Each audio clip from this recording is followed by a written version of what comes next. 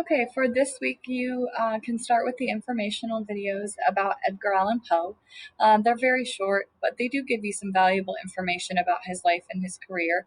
And he's definitely an author whose personal life influenced his writing, so it's interesting to take a look at that and understand those correlations. Then I want you to browse the story choices. You have three choices of stories that you can pick from. You're just going to choose one of them.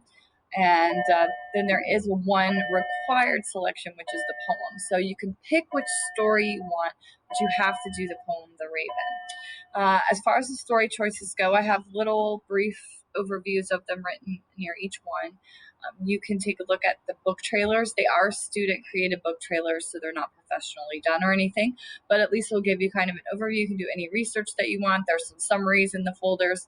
So make an informed choice of what you would think you would like to read. And if you have any questions before you make your choice, make sure you get with me about that. Then you can move forward whenever you're ready and you've made your choice through the story and the tasks that are attached to it. So go carefully through the folder and make sure you do everything that you need to do for your story. Look at the recap clearly as well. Then make sure that once you've read the story, if you're a little bit confused because they are challenging, that you consult the resources that I have. There's audio versions, there are Cliff Notes versions, there are supplemental materials that are in there to help you understand the story a little bit better and get more meaning and more enjoyment out of it. Then, as I mentioned already, you are required to read The Raven. So even though you have made a choice of story, everybody will do the poem The Raven, and then there are some questions. Again, it's not an assessment, even though it's set up that way.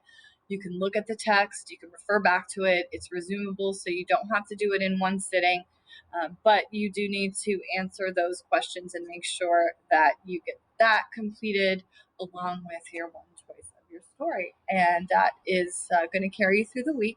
Make sure that you take a look at the suggested timeline. You do have some flexibility as far as when you can work on them, of course, and your final deadline for everything being Sunday.